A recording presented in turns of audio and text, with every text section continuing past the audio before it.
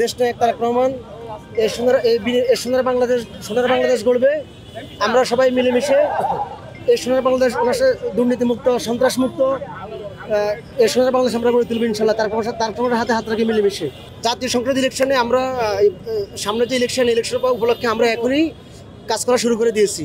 আমরা প্রতিটা ভোটারের ধারে ধারে তারেক রহমান সাহেবের মেসেজ পৌঁছে দিচ্ছি যে এই দেশ উনি সুন্দরভাবে এই দেশটাকে উনি গড়ে তুলবেন সকল দল মত নির্বিশেষে সকল মানুষকে নিয়ে। মির্জা আব্বাসকে ঢাকা 18 সংসদে মনোনীত করেছেন। ইনশাল্লাহ আমরা বিপুল ভোটে জনতা মির্জা আব্বাসকে সংসদ হিসেবে জয় করবো ইনশাল্লাহ। 31 দফায় যা যা দিয়েছি তা বাস্তবায়ন করব এবং তারেক জিয়া যেই কথা বলেন সেই কাজই করেন। আমরা চাই তারেক রহমান ফিরে এসে যুবকদের হাতকে শক্তিশালী করুক, এটাই আমাদের আশা।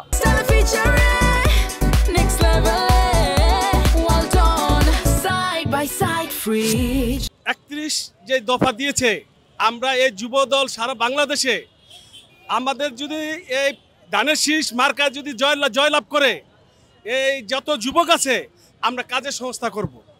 এবং এই যুবক যারা যারা আছে, এই আওয়ামী লীগের যে ফেসিবাদ সারা বাংলাদেশের যে অবস্থা করে রেখেছে, আমরা এটারে নির্মাণ করার জন্য এই 5 বছর যদি আমাদের জনগণ যদি আমাদের সুযোগ দেয়, তাহলে আমরা জনগণের পাশে থাকব এবং জনগণের জন্য আমরা তারেক জিয়ার নির্দেশে আমরা সব কিছু করব।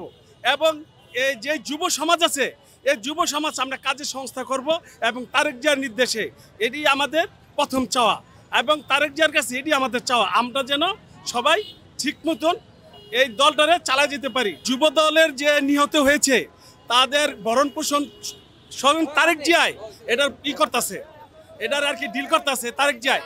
আমরা চাই যারা যুব দলে যারা নিহত হয়েছে যেন সবাই যেন তাদের তারেক জিয়ার যেন সুসমর্থ পায়, এটি আমরা শহীদ প্রেসিডেন্ট জিয়াউর রহমানের আদর্শে গড়া বাংলাদেশ জাতীয়তাবাদী যুবদল সংগঠনের আমি একজন কর্মী, আমরা একজন কর্মী, এজন্য আমরা অনেক গর্বিত। আমরা আজকের দিনে স্মরণ করতেছি বহুদলীয় গণতন্ত্রের প্রবক্তা শহীদ রাষ্ট্রপতি জিয়াউর রহমানকে, আরও স্মরণ করতেছি বাংলাদেশের মা মাটি ও মানুষের নেত্রী, গণতন্ত্রের মা দেশনেত্রী বেগম খালেদা জিয়া এবং আমাদের আগামী দিনের ভবিষ্যৎ তারুণ্যের অহংকার দেশনায়ক জনাব তারেক রহমানকে আজকের এই দিনে স্মরণ করছি।